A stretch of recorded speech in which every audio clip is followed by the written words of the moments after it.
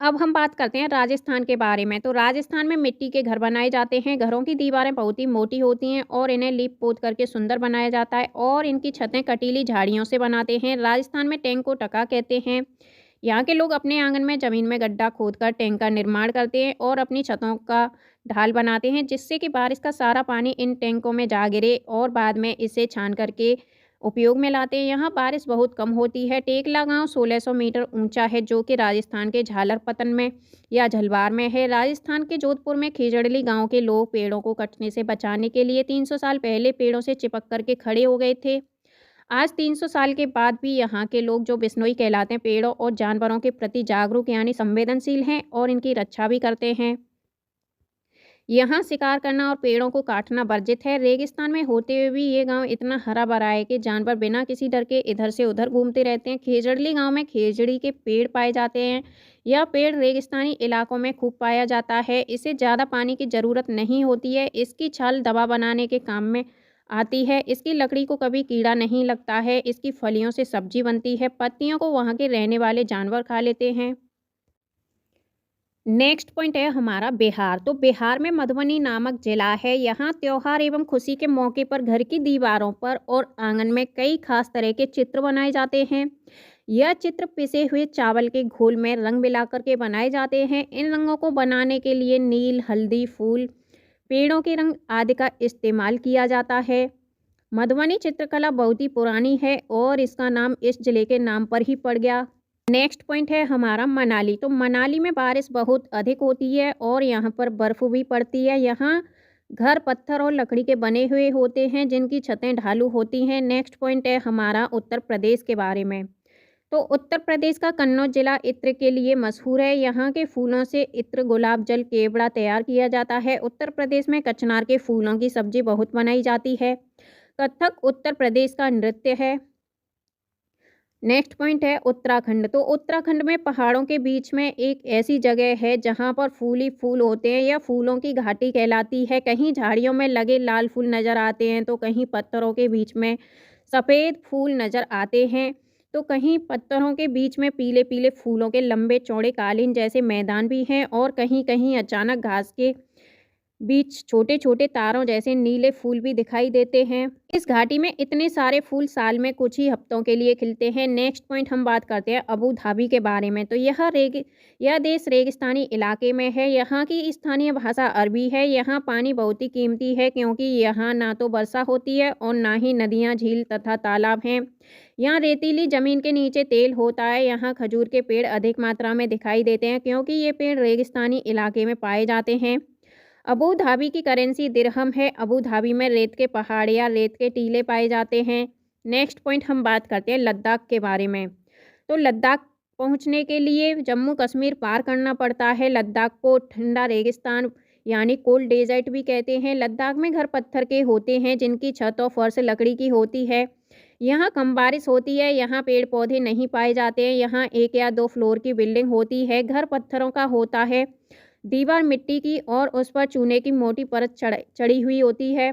लकड़ियों की सीढ़ी का प्रयोग यहाँ पर किया जाता है। मोटे पेड़ों का तना छत को मजबूत बनाने में मदद करता है। ग्राउंड फ्लोर में जानवरों को रखा जाता है। जब ज़्यादा सर्दी पड़ती है तो खुद भी ग्राउंड फ्लोर में यहाँ पे रहने आ जाते हैं। ग्राउंड फ्लोर में विंडो नहीं होती है।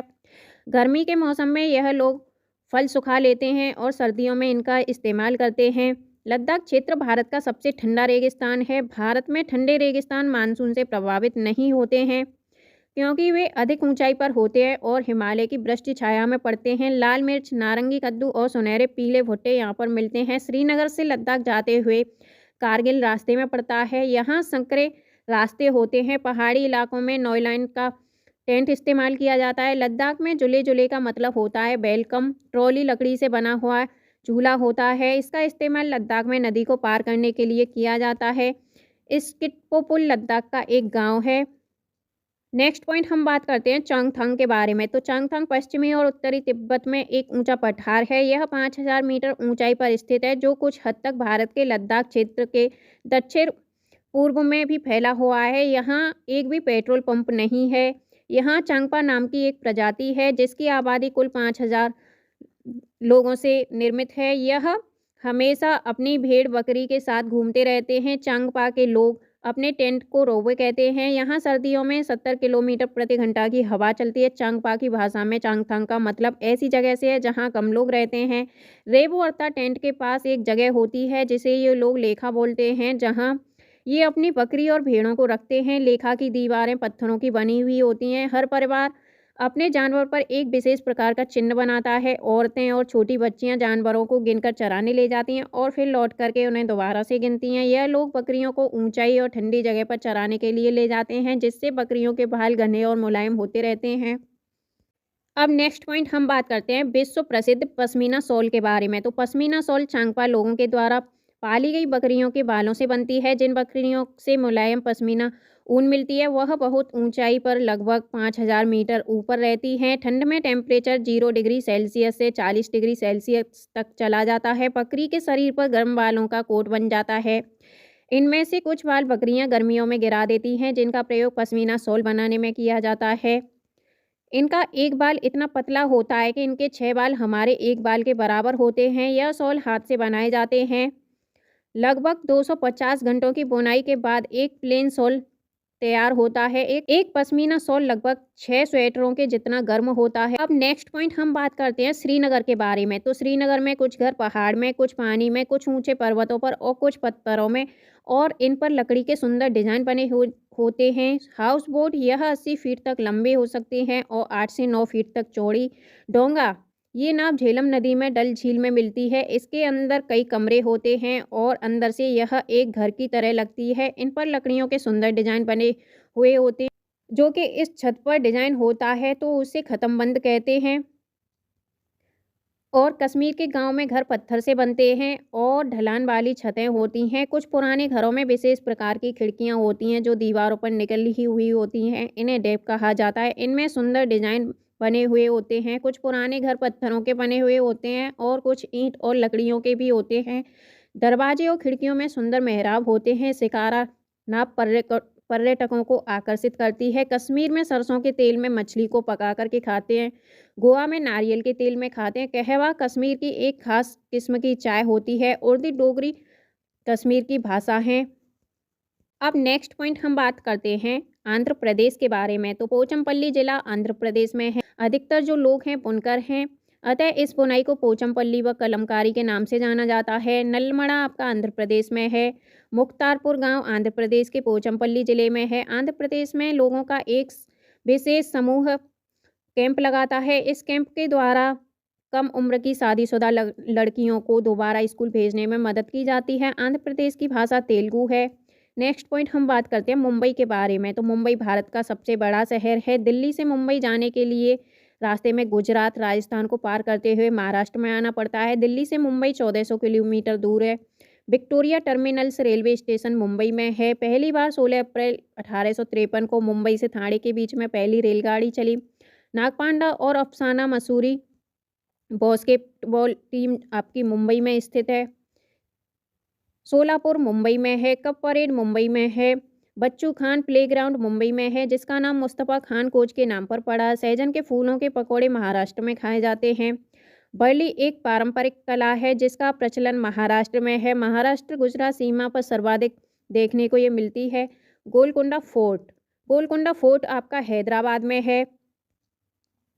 दीवार का एक भाग गोलाकार शेप में है, जिसे बेसन्स या बुर्ज कहते हैं। गोलकुंडा की बाहरी दीवारों पर ऐसे 87 बुर्ज बने हुए हैं। कुतुबशाही सुल्तानों ने गोलकुंडा में 1518 से 1687 तक शासन किया। इससे पहले 1200 ईस्वी में गोलकुंडा किला मिट्टी का बना हुआ था। ऊंची और गोल दीवारें दूर तक देखने में मदद करती थीं, जिससे आक्रमण का पता चल जाता था। औरंगजेब यहां आक्रमण करने आया था पर असफल रहा। लगभग 8 महीने तक किले के बाहर अपनी सेना के साथ ये रहा। किले के चारों तरफ खाई थी, जिस वजह से आक्रमण नहीं कर पाया था। उस समय कांस्य यानी ब्रोंज की बंदूकें बनती थी। हजारों सालों से घुमंतु वर्ग कांस्य से चीजें बनाते आ रहे हैं। कांस्य तांबे और टिन की एक मिश्र धातु होती है। सुल्तान अबुल हसन संगीत और कुचिपुड़ी डांस का शौकीन था। अब हम बात करते हैं कुआं या बावड़ी के बारे में। तो कुएं के सूखने के प्रमुख कारण क्या थे? पानी को मोटर से निकाला जा रहा है, जिससे जमीन का पानी कम होता जा रहा है। झील कम हो रही है। यहाँ पर वर्षा का जो पानी होता है वो इकट्ठा होता है और पेड़ और बर्फ पार्क के चारों ओर की जो मिट्टी होती है इसको सीमेंट से ढका जा रहा है, जिससे वर्षा का पानी जमीन तक नहीं पहुंचता है। सीढ़ीदार कुएं या बावड़ी जल भंडारण तथा संरक्षण की एक पारंपरिक व्यवस्था के साथ जल स्रोत के रूप में भी उपयोग में होते हैं। नेक्स्ट पॉइंट हम बात करते हैं घड़सी सर के बारे में। तो इसमें सर का मतलब होता है तालाब। इसे जैसलमेर के राजा घड़सी ने लोगों के साथ मिलकर के बनाया था। इसके दोनों तरफ पक्के घाट, सजे हुए बरामदे, कमरे और बड़े हॉल आदि होते हैं। मीलों तक फैले इस घड़सी सर में बारिश का पानी इकट्ठा होता था। तालाब इस तरह बनाया गया था कि जब वह पानी से भर जाता है तब बाकी पानी बहकर नीचे बने हुए तालाब में चला जाता है। जब वह भी लबालब भर जाता है तो पानी तीसरे तालाब में चला जाता है। इस तरह से 9 तालाब एक दूसरे से आपस में जुड़े हुए होते थे पूरे साल, यानी पानी की कोई परेशानी यहाँ पर नहीं होती थी। पर आज घड़सीसर जैसे उजड़ सा गया है। 9 तालाबों के रास्ते में मकान और कॉलोनियाँ बन गई हैं। यहाँ इकट्ठा होने वाला पानी अब तालाब की तरफ न जाकर के बेकार का बह जाता है। अब हम बात करते हैं मृत सागर के बारे में। वैसे तो सभी सागरों के पानी में नमक होता है, लेकिन मृत सागर जो है दुनिया का सबसे नमकीन सागर है। इतना नमकीन है कि लगभग 1 लीटर पानी में 300 ग्राम यहाँ पर नमक पाया जाता है। मृत सागर में हम ऐसे तैर सकते हैं जैसे कि हम आराम से लेटे हों। जल में ऑक्सीजन की कमी के कारण मछलियां मर जाती हैं। पानी को साफ करने का सबसे अच्छा तरीका होता है पानी को उबालना। गंदा पानी पीने से दस्त और हैजा हो सकते हैं। दस्त या उल्टी से शरीर का पानी सारा बाहर निकल जाता है। लिंग हू फेन सांप के मांस से बनाया जाने वाला पकवान है, जिसे हांगकांग में खाया जाता है। नेक्स्ट पॉइंट हम बात करते हैं पेट्रोलियम के बारे में। तो पेट्रोलियम एक प्राकृतिक रूप से बनाया हुआ पदार्थ होता है, पर इसके बनने की जो गति होती है वो बहुत ही धीमी होती है। इसके बनने में लाखों करोड़ों साल लग जाते हैं। जमीन से निकलने वाला कच्चा तेल गहरे रंग का गाढ़ा तरल पदार्थ होता है, जिसमें गंध होती है। इसे रिफाइन किया जाता है। रिफाइन होने के बाद इससे मिट्टी का तेल, डीजल, पेट्रोल और वायुयान में प्रयोग होने वाला ऑयल, एलपीजी, मोम और कोल tar, ग्रीस आदि ये सब बनता है। नेक्स्ट पॉइंट हम बात करते हैं एनीमिया के बारे में। तो एनीमिया हीमोग्लोबिन या आयरन की कमी के कारण होता है। यह शारीरिक और मानसिक रूप से प्रभावित करता है। इससे बच्चे ठीक से पढ़ते नहीं हैं और उनका एनर्जी लेवल जो होता है वो बहुत ही कम हो जाता है, क्योंकि पढ़ाई में इससे ध्यान भी नहीं रह पाता। मलेरिया की बात करते हैं। तो मलेरिया बुखार में कपकपी और ठंड लगती है। रोनाल्डो रॉस ने सबसे पहले बताया कि मलेरिया मच्छरों के काटने के कारण होता है। ये भारतीय मूल के थे। मलेरिया को दूर करने की दवाई सिनकोना पेड़ की छाल से बनाई जाती है।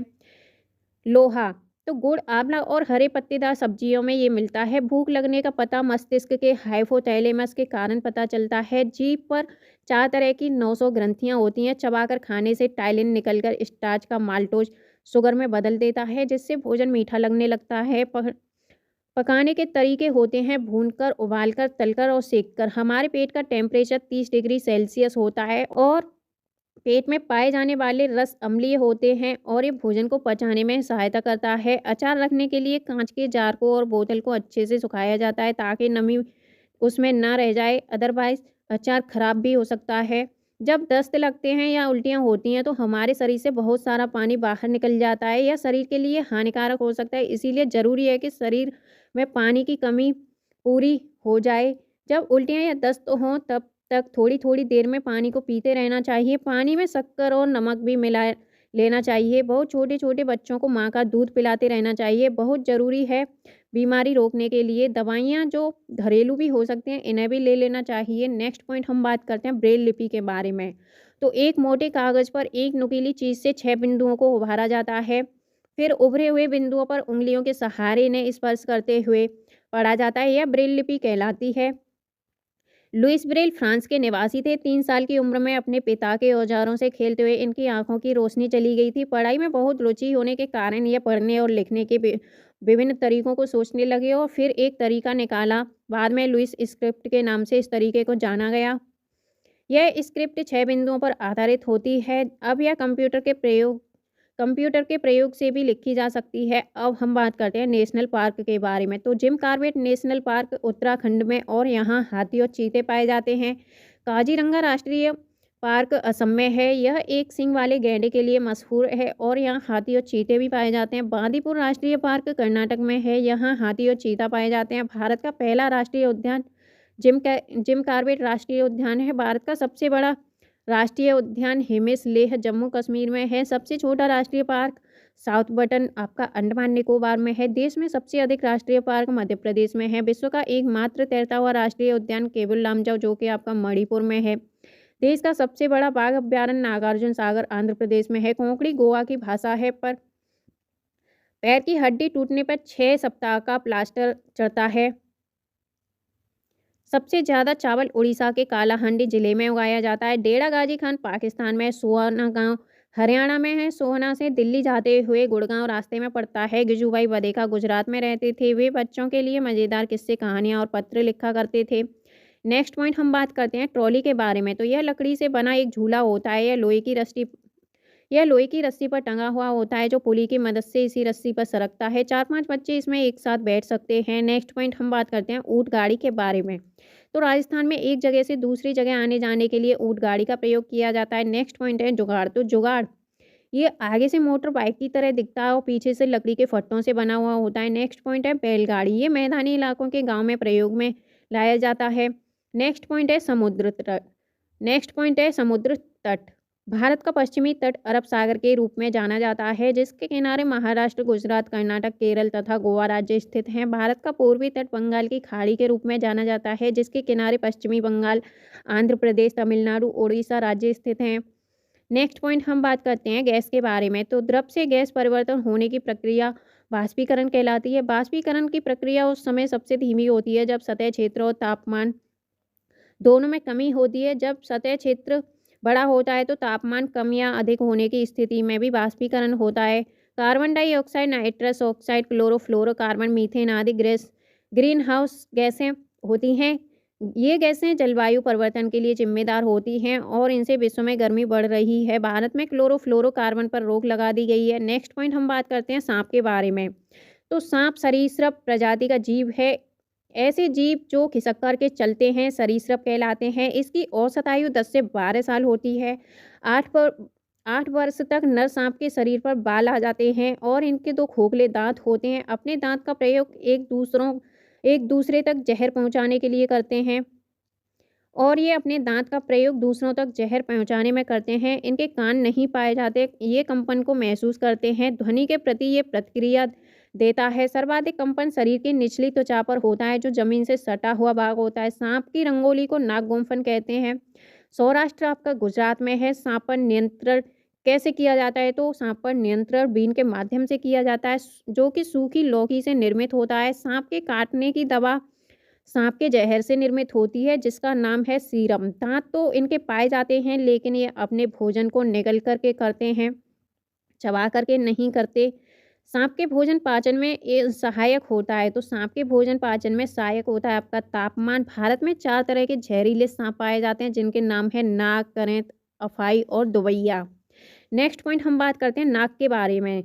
तो नाग भारत का पहला जहरीला सांप है जिसे हम किंग कोबरा भी कहते हैं। भारत का सबसे जहरीला सांप की एकमात्र प्रजाति जो बच्चे को पालने के लिए घोंसले की व्यवस्था करती है वो है आपका नाग। तो जन्म देने के पश्चात अपने बच्चे को खा जाती है वो है नाग। तो इसके काटने के पश्चात शरीर में जल की कमी होने लगती है। नेक्स्ट पॉइंट हम बात करते हैं करेंत के बारे में। तो रेगिस्तानी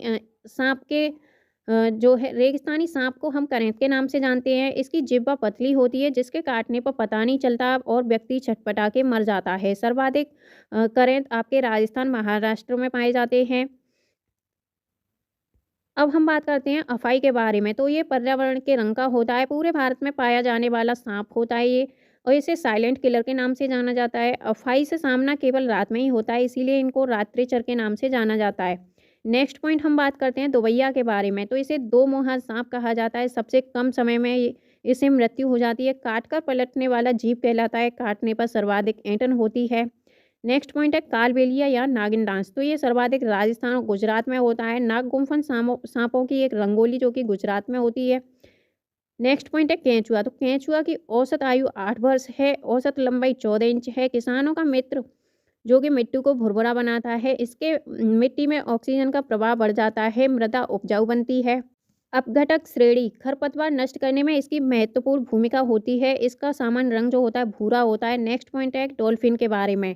तो यह एक जलीय जीव है, सबसे बुद्धिमान जलीय जीव इसे कहा जाता है। अलग-अलग भाषा बोलने वाले जलीय जीवों की श्रेणी में ये आता है। मनुष्यों से दोस्ती करने वाले जलीय जीवों जीव कहा जाता है। भारत का राष्ट्रीय जलीय जीव इसे कहा जाता है। अंधी डॉल्फिन सूसू के नाम से इसे जाना जाता है। भारत में गंगा नदी में प्रयागराज से हल्दिया के मध्य में ये पाए जाते हैं। कछुआ वन्यजीव अभयारण्य आपका बिहार वाराणसी संरक्षण है इसका कछुआ डॉल्फिन का। ब्लू व्हेल, अब हम बात करते हैं ब्लू व्हेल के बारे में। तो पृथ्वी का सबसे भारी जीव, सबसे घातक जलीय शिकारी, औसत आयु इसकी 90 वर्ष, फेफड़ों द्वारा श्वास लेती हैं और समुद्र में सबसे ज़्यादा शिकार करती हैं। यह सर्वाधिक संख्या में यह प्रशांत महासागर में पाई जाती हैं। इनके शरीर पर कुछ चिपका हुआ होता है जिसे बर्नाल्ट के नाम से जाना जाता है और इसके शिकार से भोजन ये प्राप्त करते हैं। नेक्स्ट पॉइंट हम बात करते हैं मकड़ी के बारे में। तो कीट वर्ग का अपवाद है, इसके 8 पैर होते हैं। सामान्य कीट के 6 पैर होते हैं। सामाजिक जीव नहीं मानी जाती है क्योंकि ये गंदगी फैलाती है। पृथ्वी पर पाए जाने वाले सर्वाधिक जीवों में मकड़ी तीसरे स्थान पर है। प्रजनन के पश्चात यह अपने नर को जान से मार देती है। नेक्स्ट पॉइंट हम बात करते हैं रेशम का कीड़ा। तो ये अपनी मादा को उसके गंध से कई किलोमीटर दूर से पहचान लेता है। शहतूत के पेड़ों पर ये पाला जाता है। उत्पादन इसका सेरीकल्चर कहलाता है। नेक्स्ट पॉइंट है मधुमक्खियाँ यानी अनीता की मधुमक्खियाँ। तो छत्ता इसका बी हाइव कहलाता है। फूलों में परागण में सर्वाधिक सहायक होती हैं मधुमक्खी, इनसे शहद और ये प्राप्त करती हैं शहद। छत्ते में कई प्रकार की मधुमक्खियाँ पाई जाती हैं। रानी मक्खी अंडे देती है। सिपाही मक्खी छत्ते के समीप पैरा देती है। भारत में सर्वाधिक शहद उत्पादन बिहार में होता है। इसका सही समय अक्टूबर से दिसंबर अंडा देने का होता है। कभी खराब ना होने वाला भोजन है शहद। चींटियाँ, तो ये अपने पीछे कुछ ऐसा छोड़ती हैं जिससे कि अन्य चींटियाँ लाइन बनाती हैं। कुछ चींटियाँ अपघटक की श्रेणी में आती हैं। अपघटक श्रेणी में होती हैं छोटी लाल चींटियाँ। तो दीमक, अब हम बात करते हैं दीमक के बारे में। सबसे बेहतर सेलुलोज बनाने वाले जीव होते हैं। शुद्ध अपघटक होते हैं। अपना भोजन मृत सूखी लकड़ी और भोजन को बनाते हैं। अब हम बात करते हैं ततैया और भौरा के बारे में। तो ये समूह में रहने वाले जीव होते हैं। मधुमक्खी के अलावा छत्ता बनाने वाले जीवों की श्रेणी में आते हैं ततैया और भौरा। एनसीईआरटी किताबों के कुछ महत्वपूर्ण बिंदु आज हम आपको करवाने वाले हैं जो कि आपके सीटेट एग्ज़ाम की दृष्टि से बहुत ही महत्वपूर्ण होने वाले हैं। तो चलिए हम स्टार्ट करते हैं सीधा बिना टाइम को वेस्ट करते हुए। एनसीएफ 2005 के अनुसार कक्षा 3 से 5 तक के पर्यावरण अध्ययन को 6 थीमों में आपका डिवाइड किया गया है जो कि इस प्रकार से हैं। पॉइंट नंबर 1 है आपका परिवार एवं मित्र। पॉइंट नंबर 2 है आपका भोजन। पॉइंट नंबर 3 है आपका पानी। पॉइंट नंबर 4 है आवास। पॉइंट नंबर 5 है यात्रा। नेक्स्ट पॉइंट है आपका पॉइंट नंबर 6 हम चीज़ें कैसे बनाते हैं। अब हम बात करते हैं मधुमक्खी पालन की। तो बिहार के मुजफ्फरपुर का बोचाहा गांव, इस इलाके में लीची के पेड़ बहुत अधिक पाए जाते हैं, इसलिए इस क्षेत्र के लोग मधुमक्खी पालकर शहद बनाने का काम करते हैं। मधुमक्खी पालन को एपीकल्चर कहते हैं। अक्टूबर से दिसंबर मधुमक्खी के अंडे देने का सही समय माना जाता है और यही मधुमक्खी पालन शुरू करने का भी अच्छा समय माना जाता है। नेक्स्ट पॉइंट है लीची के फूल फरवरी में खिलते हैं। मधुमक्खी के हर छत्ते में एक रानी मधुमक्खी होती है जो कि अंडे देती है। छत्ते में कुछ नर मक्खी होती हैं और छत्ते में बहुत सारी काम करने वाली मधुमक्खियाँ भी होती हैं। यह दिन भर काम करती रहती हैं और शहद के लिए फूलों का रस भी यही ढूंढती हैं। अब हम बात करते हैं नेक्स्ट पॉइंट। जब मधुमक्खी को रस मिल जाता है तो वह एक तरह का नाच यानी डांस करती हैं। उससे दूसरी मधुमक्खियों को पता चल जाता है कि रस कहाँ पर है। नेक्स्ट पॉइंट है वह रस से शहद बनाती हैं। छत्ता बनाने का काम भी इन्हीं का होता है और बच्चे पालने का काम भी इन्हीं का होता है। नेक्स्ट पॉइंट है आपका मधुमक्खी पालन में बक्से का प्रयोग किया जाता है। इस बक्से में चीनी का मीठा घोल डाला जाता है। नर मक्खी छत्ते के लिए कुछ खास काम नहीं करती। मधुमक्खी के डंक में फार्मिक एसिड होता है। नेक्स्ट पॉइंट हम बात करते हैं चींटियों के बारे में। तो चींटियां मिलजुल कर रहती हैं और चींटियों का काम आपस में बटा हुआ होता है। रानी चींटी अंडे देती है। सिपाही चींटियां बिल का ध्यान रखती हैं। काम करने वाली चींटियां भोजन ढूंढकर बिल तक लाती हैं और चींटियां चलते समय ज़मीन पर कुछ ऐसा छोड़ती हैं जिसे सूंघकर पीछे आने वाली चींटियों को रास्ता आसानी से मिल जाता है। और नोट है आपका, ये नोट लगा हुआ है, इसमें लिखा है दीमक और ततैये भी समूह में रहते हैं, यानी जो दीमक है और ततैया वो आपका ग्रुप बना कर के रहते हैं। नेक्स्ट पॉइंट, अब हम बात करते हैं रेशम का कीड़ा। तो रेशम का कीड़ा अपनी मादा को इसकी गंध से कई किलोमीटर दूरी से ही पहचान लेता है। नेक्स्ट पॉइंट है आपका मच्छर के बारे में। तो मच्छर हमारे शरीर की गंध, खासकर पैरों के तलवों की गंध और हमारे शरीर की गर्मी से हमें ढूंढ लेते हैं। मच्छर पानी में अंडे देते हैं। डेंगू, मलेरिया, चिकनगुनिया बीमारी मच्छरों के द्वारा फैलती है। रुके हुए पानी में या इकट्ठा हुए पानी में मलेरिया के मच्छर पैदा होते हैं। इसीलिए मच्छरों के प्रजनन को रोकने के लिए पानी में तेल डालना उचित आसान होता है। इससे पानी का पृष्ठ तनाव कम हो जाता है और ऑक्सीजन की आपूर्ति रुक जाती है, जिससे मच्छर का लार्वा पानी में ही मर जाता है।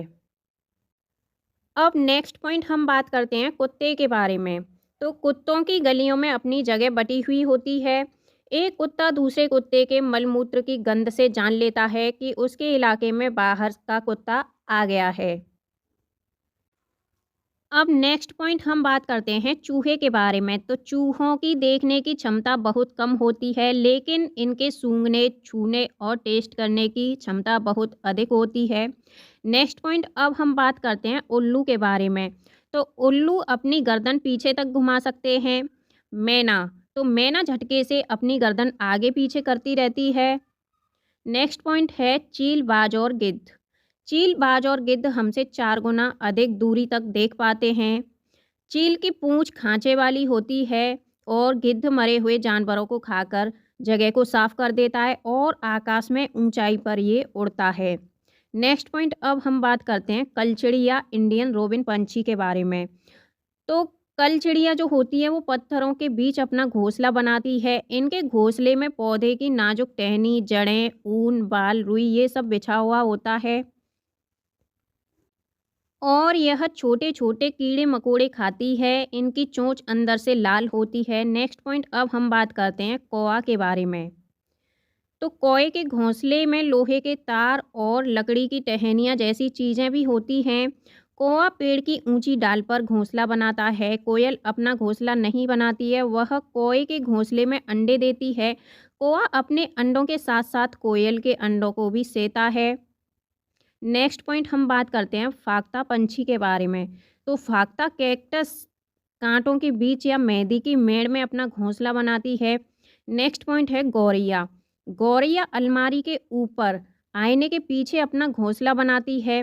नेक्स्ट पॉइंट है बसंत गौरी। बसंत गौरी यह गर्मियों में टुक टुक करती रहती है, पेड़ के तने में गहरा छेद बना करके उसमें अंडे रखती है। नेक्स्ट पॉइंट है कबूतर के बारे में। तो कबूतर पुराने मकान या खंडर में अपना घोंसला बनाते हैं। नेक्स्ट पॉइंट है दर्जन चिड़िया। तो दर्जन चिड़िया अपनी नुकीली चोंच से पत्तों को सी लेती है और उसमें से एक थैली सी बना लेती है और उसमें अंडे देती है। शक्कर खोरा। शक्कर खोरा किसी छोटे पेड़ या झाड़ी की डाली पर अपना लटकता हुआ घोंसला बनाती है। इसका घोंसला बाल, मकड़ी के जाले, पतली टहनियाँ, बारीक घास और सूखे पत्ते, रुई, पेड़ की छाल के टुकड़े और कपड़ों के चीथड़ों से ये अपना घोंसले का निर्माण करती हैं। नेक्स्ट पॉइंट है नर बीवर पंछी। तो नर बीवर पंछी अपने घोंसले बनाते हैं। मादा बीवर पंछी उन सभी घोंसलों को देखती है, फिर उनमें से जो घोंसला सबसे ज़्यादा पसंद आता है उसमें ही वह अंडे देती है, यानी ये अपने घोंसले का निर्माण नहीं करती मादा बीवर पंछी। नेक्स्ट पॉइंट है पंछी केवल अंडे देने के लिए घोंसला बनाते हैं। जब अंडों से बच्चे निकल जाते हैं तो वह घोंसला छोड़कर उड़ जाते हैं। घोंसला छोड़कर पंछी अलग अलग जगह चले जाते हैं, जैसे कि पेड़ों पर, जमीन पर और पानी में। अधिकतर पंछियों की आंखें उनके सिर के दोनों तरफ होती हैं। पंछी एक ही समय में 2 अलग अलग चीज़ों को एक साथ देख सकते हैं, यानी उन पर नज़र डाल लेते हैं। जब अलग अलग चीज़ों पर केंद्रित करते हैं अपनी नज़र को, तो उनका देखने का जो दायरा होता है वो बढ़ जाता है और जब ये बिल्कुल सामने देखते हैं तो इनकी दोनों आंखें एक ही चीज़ पर होती हैं। ज़्यादातर पंछियों की आँखों की पुतली घूम नहीं सकती है, वह अपनी गर्दन घुमाकर ही आसपास देखते हैं। पंछियों के पंख उन्हें उड़ने में मदद करते हैं और उन्हें गर्माहट भी देते हैं। उनके नए पंख आते रहते हैं और पुराने पंख झड़ते रहते हैं। कुछ पंछी अलग-अलग खतरों के लिए अलग-अलग आवाज़ें निकालते हैं, जैसे उड़कर आने वाले दुश्मन के लिए एक तरह की आवाज़ और ज़मीन पर चलकर आने वाले के लिए दूसरी तरह की आवाज़ें निकालते हैं। पंछियों के कान दिखते नहीं हैं, लेकिन इनके सिर के दोनों तरफ छोटे-छोटे छेद होते हैं जो पंखों से ढके हुए होते हैं। पंछी इन्हीं की मदद से सुनते हैं। नेक्स्ट पॉइंट हम बात करते हैं हाथी यानी एलिफेंट के बारे में। तो हाथी को पानी और कीचड़ में खेलना बहुत पसंद है, इससे उनके शरीर को ठंडक मिलती है। हाथी के कान पंखे जैसे होते हैं। गर्मी लगने पर हाथी अपने कान हिलाकर हवा करते हैं। 3 महीने के हाथी का वजन 200 किलोग्राम का होता है। एक बड़ा हाथी एक दिन में 100 किलोग्राम से ज़्यादा पत्ते और झाड़ियाँ खा लेता है। हाथी बहुत कम आराम करते हैं। एक दिन में केवल 2 से 4 घंटे ही हाथी सोता है और हाथी परेशानी आने पर एक दूसरे की हेल्प भी करते हैं। नेक्स्ट पॉइंट हम बात करते हैं हाथी के झुंड के बारे में। तो झुंड में केवल हथनियाँ और बच्चे ही रहते हैं। झुंड की सबसे बुजुर्ग हथनी ही पूरे झुंड की नेता होती है। अब हम बात करते हैं स्लॉथ के बारे में। तो स्लॉथ भालू जैसा दिखता है, पर ये भालू से अलग होते हैं। ये दिन में करीब 17 घंटे पेड़ों से उल्टे लटक कर आराम से सोते रहते हैं। ये सप्ताह में एक बार सोच के लिए पेड़ों से नीचे उतरते हैं। जिस पेड़ में रहते हैं उसी के पत्ते खा कर के ये अपना पेट भरते हैं। 40 वर्ष के अपने पूरे जीवन में ये सिर्फ 8 पेड़ों पर ही घूमते हैं। नेक्स्ट पॉइंट अब हम बात करते हैं बाघ के बारे में। तो बाघ अंधेरे में हमसे 6 गुना बेहतर देख सकते हैं। बाघ की मूंछें हवा में हुए कंपन को आसानी से भांप लेती हैं, जिससे उसे शिकार की सही स्थिति का पता चल जाता है और इससे वो अंधेरे में रास्ता ढूंढ लेते हैं। बाघ अपने इलाके में मूत्र करके अपनी गंध छोड़ता है। दूसरा बाघ इस गंध को तुरंत पहचान लेता है। नेक्स्ट पॉइंट अब है आपका बाघ मौके के अनुसार अपनी आवाज़ बदलते रहते हैं। बाघ का गुर्राना 3 किलोमीटर दूर से सुना जा सकता है। बाघ के दोनों कान बाहर की आवाज़ इकट्ठा करने के लिए अलग अलग दिशाओं में बहुत ज़्यादा घूम जाते हैं।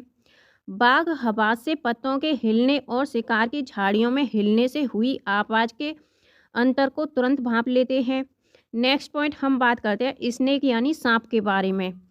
तो हमारे देश में केवल 4 तरह के ही जहरीले सांप होते हैं, जिनके नाम हैं नाग, करेंत, दोबोइया तथा अफाई। जब सांप किसी को काटता है तो उसके 2 खोखले जहर वाले दांतों से उस व्यक्ति के शरीर में जहर चला जाता है। इस जहर से बचने के लिए उस व्यक्ति को सीरम नाम की दवाई दी जाती है। सांप के जहर से ही ये दवा बनाई जाती है। सांप के दांत नुकीले होते हैं, लेकिन वह अपने शिकार को चबाकर नहीं, बल्कि ये पूरा निगल जाता है। नेक्स्ट पॉइंट है मगरमच्छ के छोटे छोटे छेद जैसे कान होते हैं, लेकिन आसानी से ये दिखाई नहीं देते। छिपकली के भी छोटे छेद जैसे कान होते हैं। मछलियाँ खतरों की चेतावनी एक दूसरे को बिजली की तरंगों के माध्यम से देती हैं। डॉल्फिन भी अलग अलग तरह की आवाज़ निकालती है और एक दूसरे से बात करती हैं। गिलहरी के दांत हमेशा बढ़ते रहते हैं। दांतों से काटने और कुतरने के कारण इनके दांत घिस जाते हैं। बिल्ली के दांत नुकीले होते हैं, जो मांस को फाड़ने और काटने के काम में आते हैं। गाय गाय के आगे के दांत पत्तों को काटने के लिए होते हैं और पीछे के दांत चपटे और बड़े होते हैं, जो घास को चबाने के काम में आते हैं। जानवर जानवरों की खाल पर जो डिजाइन होते हैं वह उनके बालों के रंग के कारण होते हैं। दिन में जागने वाले जानवर आमतौर पर कुछ रंग ही देख पाते हैं और रात में जागने वाले जानवर हर चीज़ को सफ़ेद और काली रंग में देख सकते हैं। बहुत से जानवर किसी खास मौसम में लंबी गहरी नींद में चले जाते हैं, जैसे कि छिपकली। कुछ जानवर तूफान या भूकंप आने के कुछ समय पहले अजीब हरकतें करने लगते हैं। जंगलों में रहने वाले लोग समझ जाते हैं कि कुछ बुरा होने वाला है। जानवरों में भी देखने, सुनने और महसूस करने की शक्ति होती है। वैज्ञानिकों का मानना है कि कई जानवरों की अपनी पूरी भाषा होती है।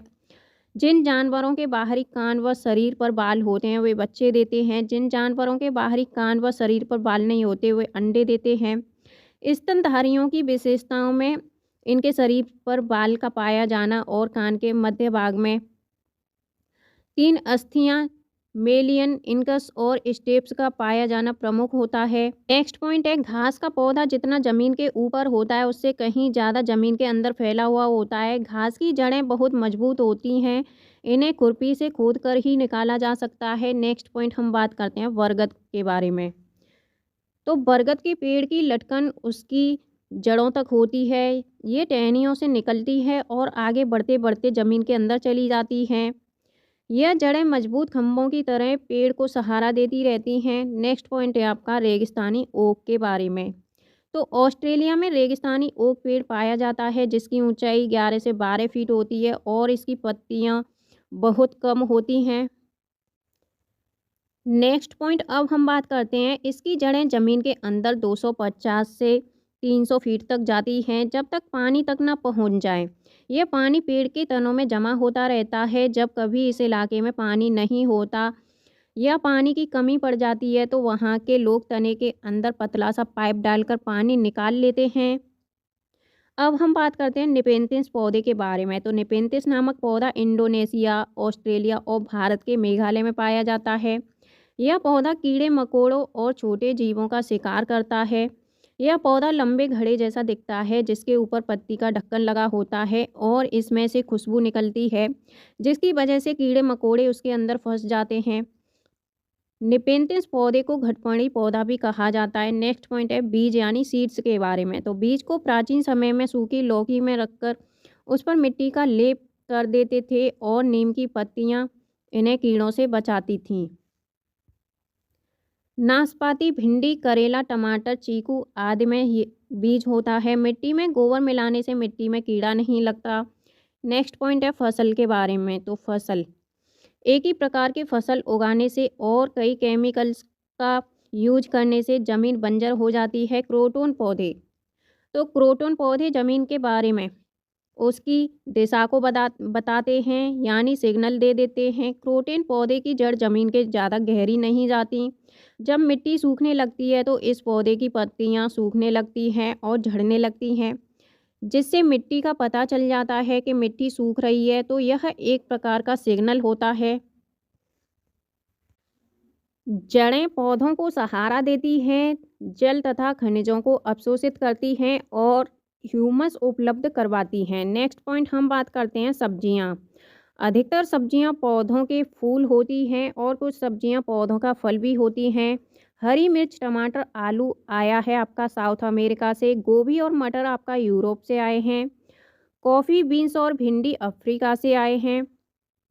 सोयाबीन आपकी चीन से आई हुई है। नेक्स्ट पॉइंट हम बात करते हैं केंचुआ के बारे में। तो केंचुआ जमीन में छेद बनाकर मिट्टी को मुलायम कर देते हैं। झूम खेती के बारे में।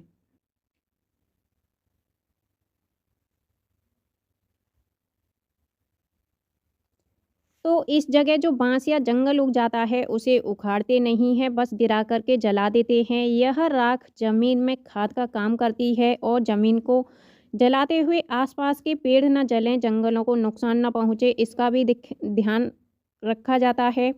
फिर इस ज़मीन में खेती की बारी आती है तो ज़मीन को जोता नहीं जाता, मिट्टी को हल्के से हिला करके बीज छिड़क देते हैं। एक ही खेत में अलग अलग तरह के बीज जैसे कि मकई, सब्जियां, मिर्च और चावल बोए जाते हैं। फसल के समय भी अनचाही घास और पौधे को उखाड़ते नहीं हैं, उन्हें गिरा देते हैं ताकि वे ज़मीन की मिट्टी में मिल जाएं। इससे भी ज़मीन उपजाऊ बनती है। मुख्य फसल चावल की यहाँ पर होती है। फसल पकने पर गांव में सबसे बड़ा त्यौहार मनाया जाता है और चेराव नाच भी करते हैं। इस नाच में ज़मीन पर बांस की डंडी लेकर दो लोगों की जोड़ी आमने सामने बैठती है। ढोल की ताल पर डंडियों को ज़मीन पर पीटते हैं। डंडियों के बीच लोग कतार में खड़े होकर के कूदते और नाचते रहते हैं।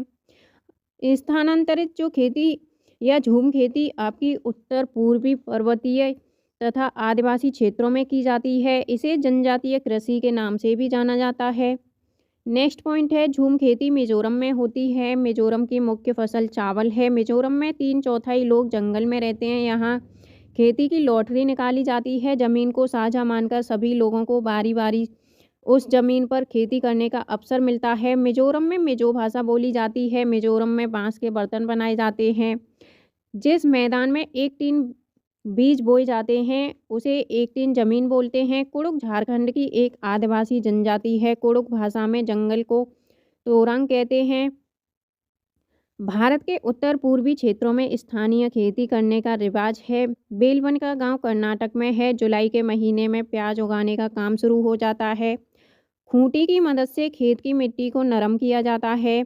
समय पर प्याज न काटी जाए तो वह जमीन के अंदर ही सड़ जाती है। खरपतवार कुछ पौधे बिना बोए खेतों में अपने आप उग जाते हैं, जिन्हें खरपतवार कहते हैं। इन्हें निकालना जरूरी होता है, नहीं निकालेंगे तो सारा खाद पानी ये ही ले लेते हैं और ज़मीन कम उपजाऊ बनती है। होलगुंडी गांव कर्नाटक में है। बच्चों की पंचायत भीमा संघ होलगुंडी गांव में है। कर्नाटक की भाषा कन्नड़ है। अब हम बात करते हैं नेक्स्ट पॉइंट उधियूं के बारे में। तो सर्दियों में खेत में ही ताज़ी सब्जियों को मसालों के साथ एक मटके में भरते हैं और उसको सीलबंद कर देते हैं। कोयले के अंगारों में मटके को उल्टा रखकर सब्जी को पकाया जाता है। इस पकी सब्जी को कहते हैं उधियूं। गुजराती में उधियूं का मतलब होता है उल्टा। तो उधियूं के साथ मिट्टी के चूल्हे में पकी बाजरे की रोटियों को खाया जाता है। साथ में मक्खन, दही और छाछ भी ली जाती है। गांधीधाम स्टेशन गुजरात में है। गुजरात के प्रमुख खाद्य पदार्थ हैं ढोकला, चटनी और नींबू वाले चावल तथा मिठाई। बनगांव यानी बनबनका आपका गुजरात में है। गांधीधाम अहमदाबाद में है। वलसाड़ गुजरात में है। नेक्स्ट पॉइंट हम बात करते हैं दांडी यात्रा के बारे में।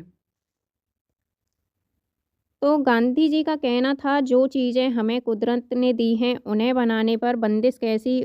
उन्होंने लोगों के साथ मिलकर अहमदाबाद से दांडी के समुद्र तक एक लंबी यात्रा की और इस गलत कानून को तोड़ा। नेक्स्ट पॉइंट है ग्रेगर मेंडल के बारे में। तो ग्रेगर मेंडल का जन्म एक गरीब किसान परिवार में 1822 में हुआ था। इन्होंने 7 साल तक मठ में एक बगीचे में 28,000 पौधों पर बारीकी से कई प्रयोग किए और ढेरों आंकड़े इकट्ठे किए। मटर के पौधे कुछ गुड़ी होते हैं जो जोड़ियों में आते हैं, जैसे बीज या तो मुलायम होगा या फिर खुरदरा होगा, और इनसे निकली अगली पीढ़ी के बीजों में बीज या तो मुलायम होंगे या फिर खुरदरे। बीज का रास्ता कुछ नहीं होता है। नेक्स्ट पॉइंट हम बात करते हैं जंगल के बारे में।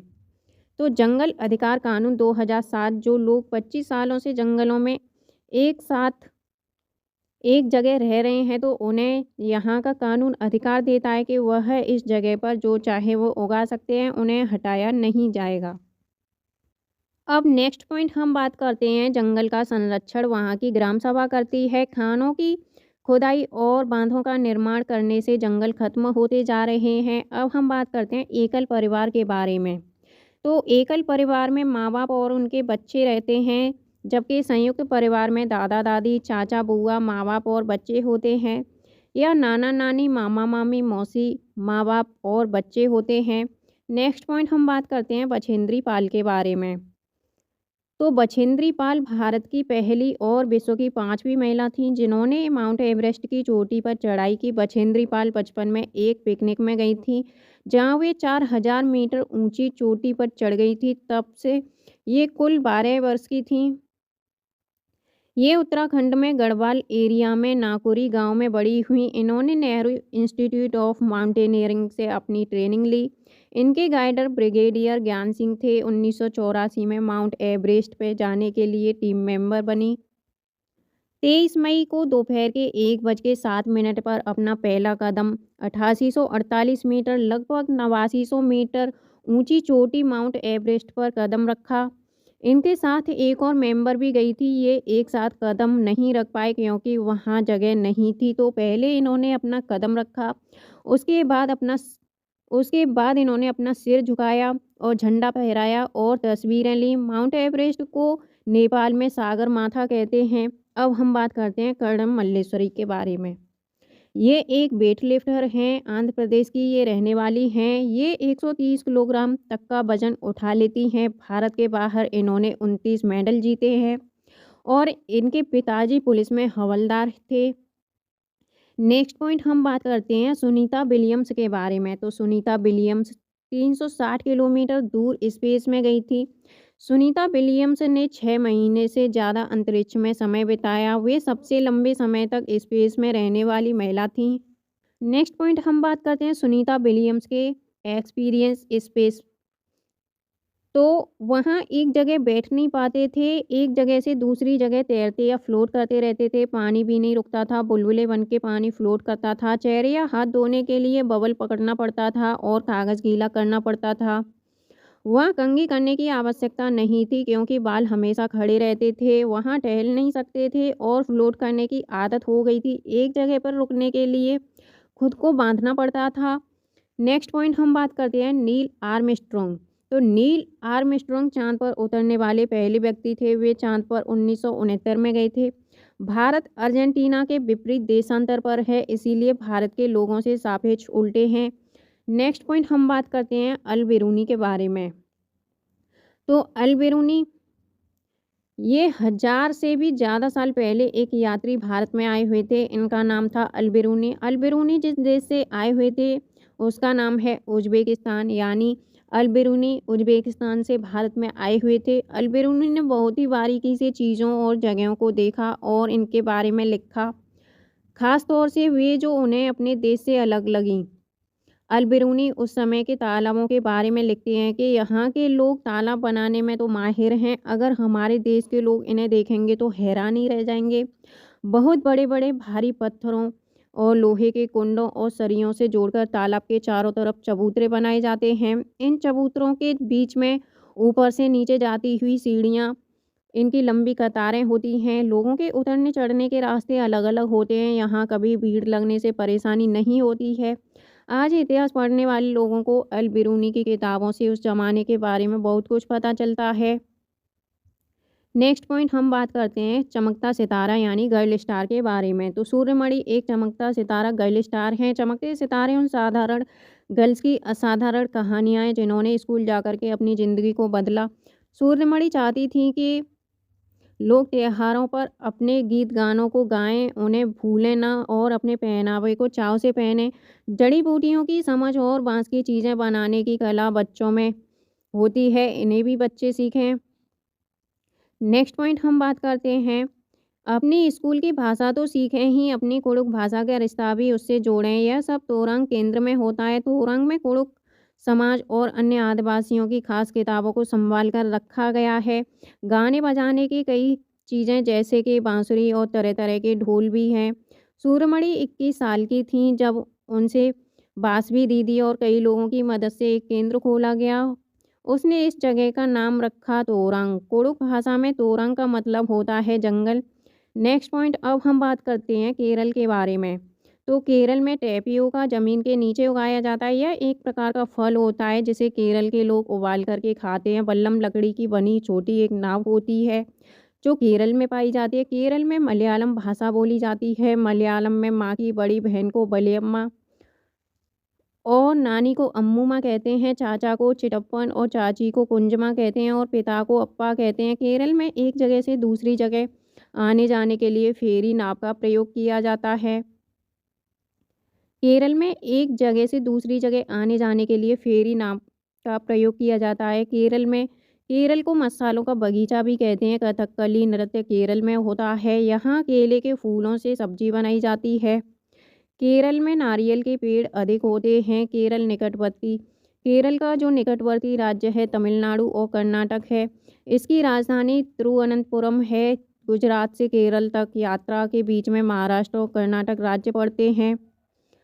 कोझिकोड आपका केरल में है। मल्लापुरम जिला केरल में है। गोवा से केरल तक रेल के रास्ते में 92 सुरंग और 2000 पुल पड़ते हैं।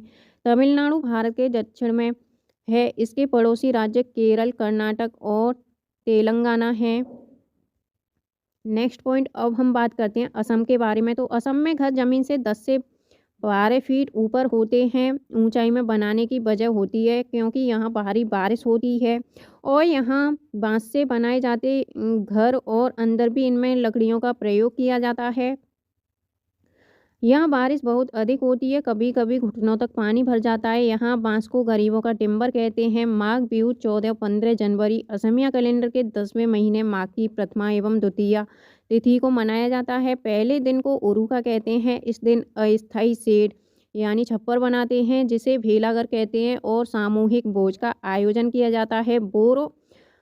बोरा यानी असम में खाए जाने वाले चावलों को एक जो एक प्रकार की ये किस्म होती है चावलों की जो पकने के बाद चिपचिपे हो जाते हैं। बिहू त्योहार चावल की नई फसल कटने पर असम में मनाया जाता है। भेला घर घास और बांस से बनाया जाता है। ताऊ कढ़ाई को आग पर रखकर उसमें पानी उबालेंगे और भीगे हुए चावलों से भरी हुई कढ़ाई उस पर रख देंगे तथा केले के पत्ते से ढक देंगे। थोड़ी देर बाद चेवा चावल बनकर के तैयार हो जाते हैं। औरतें पीले रंग के कपड़े पहनती हैं, लड़कियां रंग बिरंगी मेखला चादर पहनती हैं।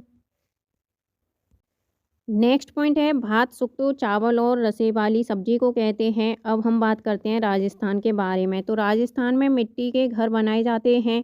घरों की दीवारें बहुत मोटी होती हैं। इन्हें लीप पोत कर सुंदर बनाया जाता है और उनकी छतें कटीली झाड़ियों की बनी होती हैं। राजस्थान में टैंक को टका भी कहते हैं। अपने आंगन में ज़मीन में गड्ढा खोदकर टैंक का निर्माण करते हैं और अपनी छतों का ढाल बनाते हैं जिससे कि बारिश का सारा पानी इन टैंकों में जा गिरे और बाद में इसे छानकर उपयोग में लेते हैं। यहाँ बारिश बहुत कम होती है। टेकला गाँव 1600 मीटर ऊंचा है जो राजस्थान के झालरपतन या झलवार में है। राजस्थान के जोधपुर में खेजड़ली गांव के लोग पेड़ों को कटने से बचाने के लिए 300 साल पहले पेड़ों से चिपक कर खड़े हो गए थे। आज 300 साल के बाद भी यहाँ के लोग जो बिश्नोई कहलाते हैं पेड़ों और जानवरों की रक्षा करते हैं और ये पेड़ों और जानवरों के प्रति बहुत ही संवेदनशील हैं।